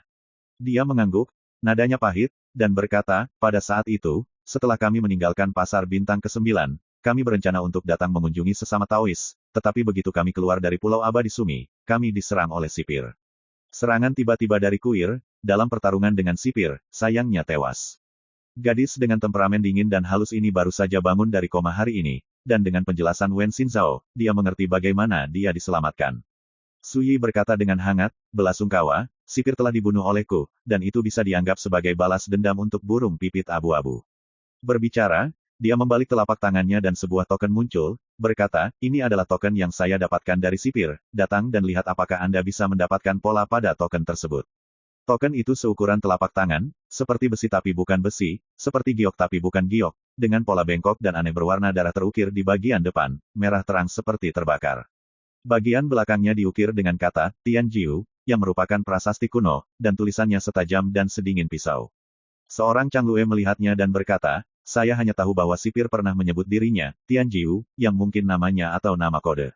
Dan totem berwarna darah ini terlihat seperti altar berwarna darah yang terbakar, dan aku tidak bisa melihat asalnya. Setelah jeda, dia berkata, namun, sipir juga memiliki totem berwarna darah di dahinya. Saya pikir ini adalah simbol sekte dari pasukan di belakang sipir. Suyi mengangguk dan berkata, sangat mungkin bahwa saya telah memeriksa token ini, dan itu terbuat dari besi yang sangat dalam metamagnetisme yang sangat langka. Pola rahasia terlarang harus dari tulisan tangan karakter di Suanya Ujing. Dia bermain dengan token ini dan berkata, dan jika saya menebak dengan benar, pola rahasia terlarang dalam token ini kemungkinan besar adalah kunci. Seperti apa sebenarnya kunci ini? Sulit untuk mengatakan apa yang bisa diaktifkan. Itu mungkin gerbang penjara, atau mungkin semacam harta karun yang telah disegel. Tentu saja, kemungkinan besar itu adalah yang pertama. Lagi pula, pihak lain menyebut dirinya sipir, dan tugasnya adalah secara alami untuk menjaga penjara. Anda hanya dapat masuk dan keluar dari halaman penjara jika Anda memakai kuncinya. Setelah mendengarkan ini, A Chang tercengang, dan berkata dengan terkejut, penglihatan Dao You terlalu kuat, untuk dapat menyimpulkan begitu banyak petunjuk dari sebuah token. Su Yi tersenyum dan berkata, itu hanya spekulasi. Dia memiliki beberapa penyesalan di hatinya. Saat itu, untuk menyelamatkan Ah Chang, dia harus membunuh sipir dengan satu pukulan. Kalau tidak, pihak lain akan ditangkap, dan tidak perlu berspekulasi seperti ini, siksa saja kebenarannya secara langsung. Ah Chang berkata dengan sungguh-sungguh, tapi saya merasa spekulasi sesama Taois sangat cocok, masuk akal, dan dekat dengan kebenaran. Kata-kata gadis itu dipenuhi dengan pengakuan dan kekaguman dari hati. Dan pujian yang alami dan bersahaja seringkali membuat orang merasa sangat nyaman dan nyaman. Terlebih lagi, Ah Chang adalah gadis cantik dengan temperamen dingin, dan dia sangat cantik sehingga dia sangat dikagumi, dan tentu saja lebih berguna. Ini jauh lebih baik daripada pujian Ying Ke dan Yuan Heng. Rekan Tao itu berpikir, apakah token Tianjiu akan menjadi kunci untuk masuk dan keluar dari benua Changqing. My Novel, First Immortal of the Sword Chapter 769. Ah Chang berpikir sejenak dan berkata, ini adalah pasar bintang ke-9, dan gelarnya mengandung kata 9, apakah dia seorang sipir yang berspesialisasi dalam menjaga wilayah bintang ke-9? Su Yi berkata dengan keyakinan yang dalam, ada kemungkinan seperti itu. Judul, Tianjiu, mungkin memiliki dua arti. Kata, Tian, mewakili kekuatan di belakang sipir. Kata, 9, mewakili bidang bintang ke-9 yang dijaga oleh sipir. Jika kesimpulan ini benar, maka dunia pasar bintang 8 lainnya, ketika ada seorang sipir, dapat disebut, Tianyi, Ian, dan seterusnya. Segera, Su Yi mengubah kata-katanya dan berkata, namun, saya dapat yakin bahwa token ini bukanlah kunci untuk masuk dan keluar dari bidang bintang ke-9. Menurut kekuatan kaisar kerajaan, tidak sulit untuk masuk dan keluar pasar bintang ke-9. Tianjiu memang seorang kaisar sejati. Ye Sun pernah bertarung satu sama lain 30.000 tahun yang lalu. Belum lama ini, dia menyebutkan ini pada Su Yi. Su Yi juga menyadari hal ini saat dia membunuh Tianjiu di Linglong Ghost Domain beberapa hari yang lalu. Namun, pada saat itu, fondasi Tianjiu Avenue rusak parah, dan vitalitasnya melemah, dan tidak ada bedanya dengan burung phoenix berbulu. Jika itu adalah Tianjiu di puncaknya, Su Yi ingin membunuh lawannya, tetapi itu tidak akan mudah. Segera, Su Yi menyimpan token itu. Hal ini pasti memiliki misteri, mungkin tidak terlihat sekarang, tetapi di masa depan, kebenaran akan terungkap. Ngomong-ngomong, apa rencana masa depanmu? Su Yi bertanya dengan lembut. Ah Chang menggelengkan kepalanya dan berkata dengan ekspresi bingung, ketika saya meninggalkan pasar bintang ke-9, saya awalnya berencana untuk pergi ke kedalaman langit berbintang dengan Grey Sparrow untuk menyelidiki sumber Dark Ancient Forbidden. Tapi sekarang, burung pipit abu-abu itu hilang, dan bahkan vitalitasku sangat rusak. Bahkan jika aku ingin pergi ke kedalaman langit berbintang, itu tidak mungkin. Sudut alis dan mata gadis itu penuh dengan kekecewaan dan kesepian. Su Yi berpikir sejenak, menatap wajah cantik Ah Chang, dan berkata dengan hangat, aku punya saran, sebaiknya kau dengarkan dulu. Ah Chang mengangkat kepalanya tanpa sadar, bertemu dengan tatapan Su Yi, dan berkata, minta juga sesama Taois untuk memberikan petunjuk. Su Yi berkata, tetap di sini dan lindungi teman-temanku secara rahasia. Saat aku kembali, aku akan membawa kalian semua pergi. Ah Chang berkata tertegun, apakah Anda berencana meninggalkan benua Changqing? Su Yi mengangguk dan berkata, ya, sekitar 3 atau 5 bulan, saya akan pergi ke Belanda untuk jalan-jalan. Setelah jeda, dia melanjutkan, kamu juga tahu bahwa tanpa sumber langit biru, benua hijau biru ini pasti akan berkembang dan menurun seiring waktu. Peluang benar-benar habis dan layu, berubah menjadi dunia yang hancur. Bulu mata Ah Chang sedikit bergetar, dan dia berkata dengan suara rendah, apa yang kamu katakan sangat benar, aku juga berharap hari ini akan datang. Dia, burung gereja kelabu dan kaisar iblis Sumi semuanya adalah roh bawaan yang lahir di sumber langit biru, jadi tentu saja dia tahu yang terbaik tentang ini. Jangan berkecil hati. Su Yi tersenyum dan berkata, di masa depan, saya akan mencoba yang terbaik untuk melihat apakah benih Changqing dapat berubah dan berevolusi. Jika spesies ini benar-benar disusun menjadi sumber dunia baru, maka benua Changqing secara alami tidak akan runtuh sepenuhnya. Semangat Ah Chang terangkat, dan dia menunjukkan antisipasi, dan berkata, apakah Anda bisa melakukannya pada akhirnya, saya berterima kasih. Berbicara, gadis itu bangkit dan berterima kasih kepada Su Yiji dengan sungguh-sungguh. Dia tahu lebih baik daripada siapapun di dunia bahwa benih yang diubah oleh vitalitas asal mula dunia, untuk akhirnya berubah menjadi asal mula dunia yang sebenarnya, jauh lebih sulit daripada membuktikan Tao dan menjadi seorang kaisar. Tidak hanya butuh waktu lama untuk berkultivasi, tetapi juga membutuhkan usaha dan kesempatan yang besar. Demikian pula, Acang tidak terlalu yakin apakah Su Yi dapat mengambil langkah ini. Tapi, dia rela menunggu. Harapan lebih baik daripada tidak ada harapan. Apa yang tidak diketahui Chang adalah bahwa pemuda di depannya mungkin bukan kaisar. Harap dicatat bahwa baru lebih dari setahun sejak Su Yi terbangun dengan ingatan akan kehidupan masa lalunya. Sekarang, kekuatan tempurnya luar biasa, dan dia adalah satu-satunya di dunia. Dalam waktu kurang dari 2 tahun, dia telah mencapai prestasi luar biasa di Dao Agung. Di masa depan, selama dia mau, dia bisa mengolah benih Changqing sebelum benua Changqing benar-benar hancur. Untuk asal-usul dunia yang sebenarnya. Lagi pula, benua Changqing sekarang berada di tengah dunia yang indah. Butuh waktu lama untuk berkembang dan menurun hingga runtuh. Ini juga secara tidak langsung berarti memberi Su Yi banyak waktu untuk melakukan ini. Lalu, apakah kamu bersedia menerima saranku? Su Yi bertanya. Chang langsung setuju. Su Yi merasa jauh lebih santai. Pada analisis terakhir, dia akan meminta kendonya di masa depan, dan tidak mungkin memberi perlindungan kepada orang-orang di sekitarnya selama sisa hidupnya. Mei 15. Pria tua buta itu kembali dari Chaos Xinghai, ditemani oleh Cha Jin, Wen Lingsui, Yuan Heng, Ge Qian, dan lainnya. Ini tidak diragukan lagi merupakan kejutan bagi Su Yi, yang hidup dalam bahasa sederhana dan tidak peduli dengan urusan dunia. Malam itu, teruskan, dia mengadakan perjamuan, minum dengan sekelompok teman lama, dan menjadi sangat mabuk. Keesokan paginya, ketika Su Yi membuka matanya, dia melihat gurita pengerami teh melilitnya. Kepalanya melekat erat pada lekukan lengannya, wajahnya yang halus memerah, pelipisnya acak-acakan, dia bernafas seperti anak kucing, dan sepasang bibir kemerahan berkilau, membuat orang ingin mencicipinya. Pinggangnya, di bawah cahaya kisi jendela, bulat dan penuh, dan busurnya menakjubkan dan membanggakan. Melihat ini, Su Yi mau tidak mau memikirkan kegilaan tadi malam. Tubuh Tijin yang sudah lama berdiri, ditambah dengan minum banyak anggur, tadi malam selama kultivasi ganda, dia tampak sangat berbakti dan nakal. Saya bahkan mencoba beberapa pose yang sangat saya tahan sebelumnya. Ini mungkin adalah ketidakhadiran yang lama untuk memenangkan pernikahan baru, dan kemarau panjang untuk bertemu hujan. Itu karena cinta, dan cinta tidak bisa menahannya. Satu-satunya penyesalan adalah PR latihan Qingwan ditunda tadi malam. Bukan karena Su Yi malas, tapi karena Qingwan terlalu pemalu. Waktu berlalu hari demi hari. Dunia luar sedang berubah. Kehidupan Su Yi seperti sebelumnya. Namun, dengan tambahan Cha Jin, Wen Lingsui, dan lainnya, halaman Qingyun menjadi jauh lebih hidup dari sebelumnya. Suatu kali ketika Kaisar Xia datang menemui Su Yi di Qingyun Courtyard, dia merasa sedikit bingung. Dulu, dia hanya orang kepercayaan Su Yi, hanya Wen Xinzhao, Yue Xichan, dan Qingwan. Tapi sekarang aku menyadari bahwa menurutnya Su Yi terlalu sederhana. Pemuda ini, seperti yang abadi, sebenarnya adalah benih romantis. Namun, Huang Xia harus mengakui bahwa penglihatan Su Yi sangat luar biasa. Ini juga membuat Kaisar Xia diam-diam senang bahwa putrinya tidak memiliki belenggu dengan Su Yi, jika tidak, ini akan sangat mengganggu. Jika Su Yi tahu apa yang dipikirkan Kaisar Xia, dia pasti akan mencibir. Memang ada banyak wanita di sekitarnya, tapi satu-satunya yang benar-benar bisa disebut sebagai mitra kultivasi ganda adalah Qingwan dan Cha Jin. Tentu saja, ini tidak berarti Su Yi puas. Ini adalah hal semacam ini antara pria dan wanita, bukan masalah berapa banyak wanita cantik yang mereka cintai, tetapi apakah mereka cocok secara emosional. Sama seperti ketika dia memperlakukan Wen Lingsui, dia selalu memperlakukan gadis itu sebagai adik perempuannya untuk dibelai.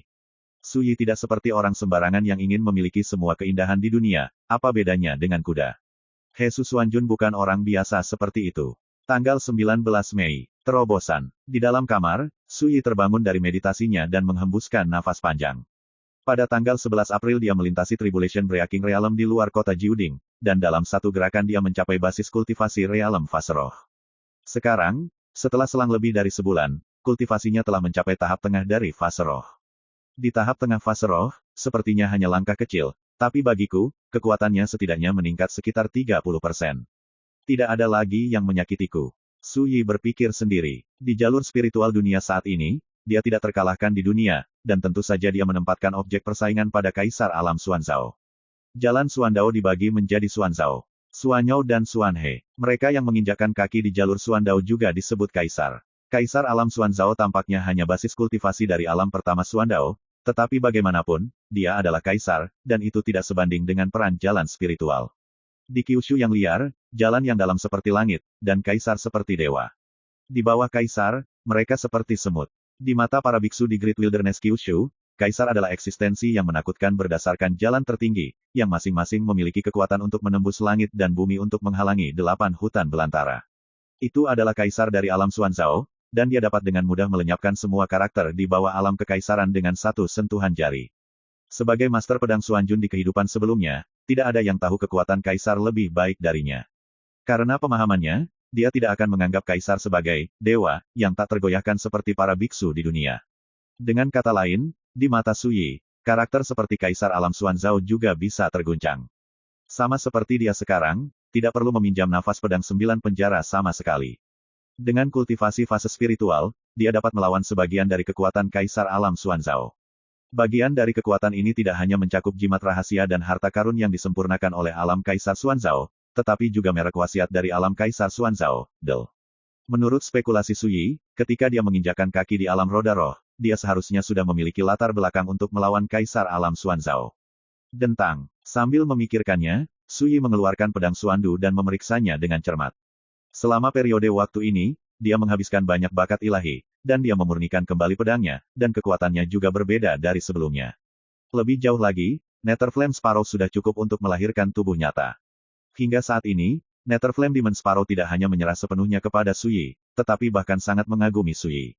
Itu tidak bodoh, karena ditundukkan oleh Suyi, ia telah lama melihat kekuatan dan metode magis Suyi yang luar biasa, ditambah dengan transformasinya sendiri, bagaimana mungkin ia tidak mengerti, selama penjara memegang paha Suyi dengan kuat, itu tidak mungkin menjadi kaisar di masa depan. Sayangnya, Suyi tidak pernah setuju untuk menerimanya sebagai pelayan, dan hanya memperlakukannya sebagai karakter seperti pedang. Sementara ini membuat Netherflame Sparrow gelisah, itu tidak berdaya. Sebelum Spirit Will Realm, kekuatan pedang ini sudah cukup. Suyi diam-diam berkata, pada saat ini, gerbang halaman King Yun Courtyard diketuk. Segera, Wen Xinzhao datang untuk melapor, mengatakan bahwa pelindung balai Mengpo, Sueye, datang untuk meminta bertemu dengannya. Suyi segera bangun dan datang ke halaman. Teman Taoisu, saya datang ke sini atas perintah 9 pengorbanan untuk memberitahu Anda bahwa kami akan pergi dalam 7 hari.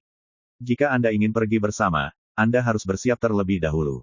Melihat Suyi, Sueye melangkah maju untuk menyambutnya, lalu dia berbicara langsung. Suyi terkejut dan berkata, aku tidak mengatakan bahwa kamu akan pergi dalam setengah tahun, ini baru sebulan, mungkinkah ada sesuatu yang berubah? Gunakan kekuatan formasi terlarang ruang sekte untuk memimpin kita kembali, dan waktunya akan ditetapkan dalam 7 hari. Suyi tertegun sejenak, dan dengan serius berkata, apa kesucian senior di mulutmu itu? Karakter yang bisa berhubungan dengan kuil Mengpo di Belanda di benua Changqing ditakdirkan mustahil bagi orang biasa. My Novel, First Immortal of the Sword Chapter 770. Sueye menggelengkan kepalanya dan berkata, bukannya aku menyembunyikannya dengan sengaja, tapi bahkan aku tidak tahu persis di mana senior itu suci.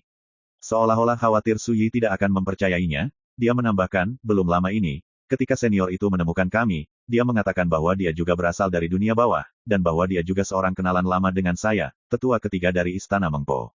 Pinjamkan kekuatan aula Mengpo saya untuk kembali ke dunia bawah. Hanya saja ketika kami bertanya tentang asal dan identitasnya, dia tidak ingin membicarakannya, tetapi mengeluarkan sepotong token uang cuan, mengatakan bahwa token ini dikirim oleh saya ke Taisang San hadiah dari para tetua. 9 pendeta korban telah melihatnya dengan mata kepala sendiri, dan perintah Kuai Wang Chuan memang dari sesepuh ketiga Mahkamah Agung, dan itu tidak akan pernah salah. Mendengar ini, Suyi berkata, kalau begitu, kamu percaya. Sueye menggelengkan kepalanya dan berkata, itu hanya bisa dianggap skeptis. Namun, ketika senior itu bergerak dan menghubungiku, Mengpo Hall, kami akhirnya yakin bahwa senior itu luar biasa. Suyi mengangguk dan berkata, yah, karena kamu telah memutuskan untuk pergi dalam 7 hari, aku tidak punya pendapat. Segera, Sueye pergi. Sisa halaman King Yun berkumpul. Wen Xinzhao dan yang lainnya tahu bahwa Suyi akan meninggalkan benua Changqing, tetapi semua orang masih tidak menyangka bahwa dalam 7 hari, Suyi akan pergi, dan mereka semua bingung. Ini hanya kunjungan ke Netherworld. Ketika kamu pergi, tidak ada bedanya. Suyi melirik semua orang, dan ketika dia melihat keengganan dalam ekspresi semua orang, dia tidak bisa menahan tawa, terlebih lagi, aku bukannya tidak akan kembali di masa depan. Berbicara, dia menginstruksikan Yuan Heng, pergi untuk menyiapkan perjamuan, dan ambil kesempatan ini, ada yang ingin saya katakan. Ya, Yuan Heng memimpin. Segera, perjamuan diatur di halaman. Semua orang ada di sana, minum dan berbicara. Su Yi mengatakan beberapa pengaturan setelah dia pergi. Padahal, itu semua hal sepele. Jika bukan karena orang-orang yang disayangi Su Yi, dia tidak akan repot-repot mengatakan ini sama sekali. Setelah mendengar pengaturan Su Yi, suasana hati semua orang menjadi lebih rendah. Su Yi melihat semua ini tanpa berkata apa-apa. Sejak zaman kuno, ada banyak perpisahan yang merupakan sifat manusia. Namun, di mata orang-orang seperti Su Yi yang tabah seperti besi dan berdedikasi untuk mencari jalan, perpisahan seperti itu bukanlah apa-apa. Perlu dicatat bahwa beberapa biksu mundur sekali, seringkali selama ratusan atau ribuan tahun. Saat ini dia hanya pergi ke Netherworld untuk jalan-jalan, apa yang perlu disinggung. Waktu berlalu, 6 hari telah berlalu. Dini hari, langit cerah, di luar kota Jiuding. Orang buta tua, pergilah. Su Yi melambaikan tangannya, melangkah ke dalam kehampaan, dan pergi. Ayo pergi tanpa menoleh ke belakang, itu namanya Cik. Orang tua buta itu buru-buru mengikuti. Menyaksikan sosok keduanya berangsur-angsur menghilang ke langit, Wen Xinzhao, Cha Jin dan yang lainnya penuh kekecewaan. Hanya Qingya yang berkata sambil tersenyum, Kakak Su dan yang lainnya tampaknya tidak berperasaan, tetapi sebenarnya mereka yang paling bahagia. Semua orang tercengang, dan kemudian mereka semua tertawa. Kesedihan perpisahan juga telah banyak dicairkan. Malam itu, Su Yi dan lelaki tua buta itu tiba di tanah abadi. Orang-orang kuat di Balai Mengpo semuanya ditempatkan di sebuah lembah. Ada beberapa kuil yang dibangun di sini. 2 rekan Tao segera datang. Sosok itu kurus dan 9 pendeta yang tampak tua datang untuk menyambutnya secara langsung, dengan senyuman di wajahnya. Di sampingnya adalah Cui Jingyan yang terlihat seperti peri, namun memiliki temperamen yang sangat menawan. Ketika dia melihat Su Yi, Cui Jingyan mengedipkan matanya yang indah dan berkata sambil tersenyum, Su Xianxian, yang telah berada di bawah pedang selama 30.000 tahun, ada di sini gelombang. Suaranya dingdong dan manis, dengan sedikit keceriaan. Su Yi berkata dengan ringan, kenapa, kamu tidak diterima? Cui Jingyan mengerutkan bibirnya dan tersenyum, saya tidak berani. Saat berbicara, 9 pendeta mengundang Su Yi dan lelaki tua buta itu ke aula. Aula didekorasi dengan mutiara malam, dan perjamuan telah diatur lebih awal. Ketika Su Yi dan yang lainnya masuk, mereka melihat satu tua dan satu muda duduk di satu kursi. Orang tua berjubah Tao mengenakan jubah Tao hitam, dengan sosok kurus, sikap santai dan tenang, dan minum sendiri. Anak laki-laki itu mengenakan jubah putih, dengan alis pedang dan mata bintang, bibir merah dan gigi putih. Ini adalah teman kecil Su Yisu. Aku sudah lama mendengar tentang reputasimu. Sekarang aku melihatnya, itu benar-benar sesuai dengan reputasinya. Pria tua berjubah Tao itu berdiri sambil tersenyum dan berbicara dengan hangat. Matanya hangat dan tenang, dan suaranya seperti bel dan genderang, seperti angin musim semi. Di sisi pria tua berjubah Tao, pria muda berjubah putih juga dengan cepat bangkit dan menatap Su Yi dengan rasa ingin tahu. Jelas, tua dan muda sudah tahu bahwa Su Yi akan datang. Namun, tuan dan murid kita baru saja lewat. Karena beberapa hal yang tidak dapat dihindari, tidak nyaman untuk mengungkapkan namanya. Saya harap Xiao Yousu akan memaafkan saya. Pria tua berjubah Tao itu melanjutkan. Su Yi menatap lelaki tua berjubah Tao, dan kemudian menatap lelaki muda berjubah putih, warna aneh melintas di kedalaman matanya. Segera, dia mengangguk dan berkata, dimengerti. Memahami. Mendengar jawaban seperti itu, lelaki tua berjubah Tao itu tersenyum, tidak memperhatikannya, tetapi menatap lelaki tua buta itu lagi. Hanya dalam etiket Su Yi dan lelaki tua buta itu, perbedaannya dibandingkan. Namun, ke-9 pendeta itu tidak menganggapnya aneh.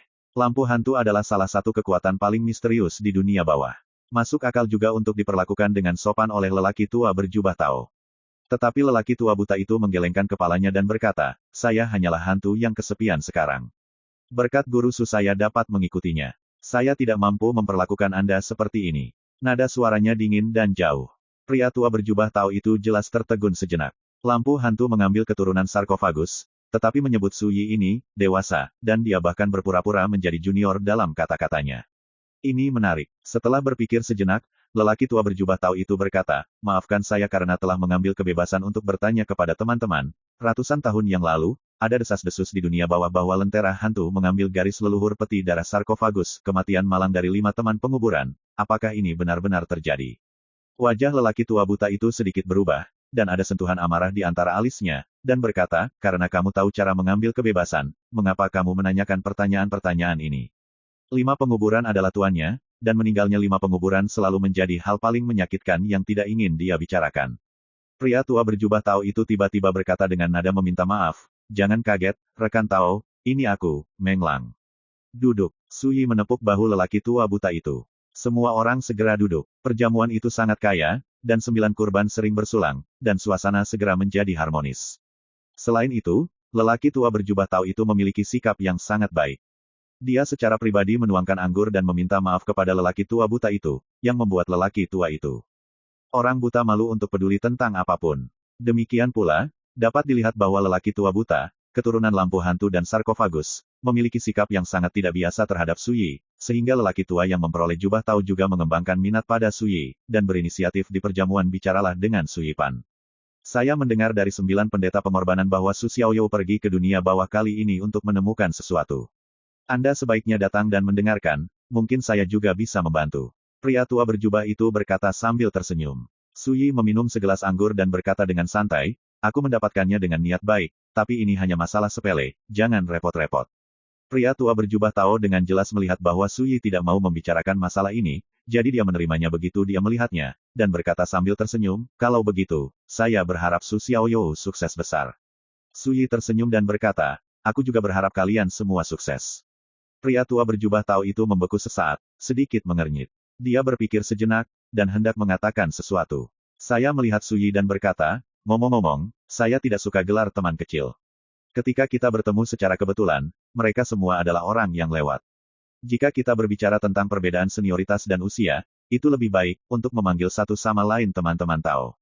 Pria tua berjubah itu tertegun. Anak laki-laki berjubah putih di sampingnya tidak bisa menahan diri untuk tidak melihat Sui lagi. 9 pengorbanan, Cui Jingyan, dan Sueye saling memandang, dan mereka semua terlihat sedikit aneh. Mereka tidak menyangka Sui akan peduli dengan gelar itu. Apa yang dikatakan Taois Su sangat benar. Dulu saya mengandalkan yang lama untuk menjual yang lama. Tolong jangan pedulikan. Pria tua berjubah Tao itu tersenyum mencela diri sendiri. Segera, dia mengubah kata-katanya dan berkata, hanya saja saya masih memiliki sedikit keraguan di hati saya. Saya tidak tahu apa yang dikatakan teman Tao tentang, sukses segera, apa gunanya. Pertanyaan ini sangat aneh, dan semua orang di sini tercengang. Tapi melihat Sui tertawa, dia berkata, itu hanya ucapan sopan, kamu tidak perlu memikirkannya. Orang tua berjubah Tao, orang ini sangat lugas. Bocah berjubah putih itu bergumam pada dirinya sendiri. Pada saat yang sama, dia juga sangat aneh. Perilaku tuannya saat ini jelas agak tidak normal, bagaimana dia bisa mengajukan pertanyaan yang membosankan. Bagaimana kata berkat yang sopan bisa berarti sesuatu. Terlebih lagi, Sui terlihat seperti generasi yang sombong, dan kata-kata serta sikapnya tidak seperti seharusnya seorang pemuda ketika menghadapi orang yang lebih tua. Mengapa saya harus peduli dengan apa yang dia katakan? Anak laki-laki berjubah putih sangat yakin bahwa jika Sui mengetahui identitas dan perilaku tuannya, pihak lain akan terkejut dan tercengang, bagaimana mungkin dia berani bersikap kasar sekarang. Dalam analisis terakhir, temperamen dan watak tuannya terlalu baik, tidak peduli siapa yang dia lihat, terlepas dari kehormatan atau inferioritas, dia memperlakukan satu sama lain dengan sopan, sehingga orang secara keliru berpikir bahwa dia tidak memiliki temperamen. Anak laki-laki berjubah putih diam-diam berkata. Sebelum perjamuan selesai, pria tua berjubah Tao itu dan tuan muda dan magang berjubah putih bangkit dan meninggalkan meja dan pergi. Besok pagi-pagi sekali, mereka akan kembali ke dunia bawah bersama orang-orang dari Aula Mengpo. Rekan Taois Su, apakah Anda tahu kultivasi seperti apa senior sebelumnya? Meskipun tuan dan muridnya sudah pergi, ke-9 pendeta itu tetap bersuara rendah dan membuka formasi terlarang yang menutupi aula untuk mencegah suara menyebar. Cui Jingyan dan Sueye juga memandang Sui. Sui berkata dengan santai, meskipun tersembunyi dengan baik, masih bisa dilihat, ada apa? 9 pengorbanan tersenyum masam dan berkata, karena sesama Taois telah melihatnya, jangan khawatir, betapa berbahayanya menyinggung keberadaan kaisar seperti itu di jamuan makan. Bagi rekan-rekan pencinta My Novel, mohon dukungan, tekan like dan subscribe, agar Mimin tambah semangat lagi. Terima kasih.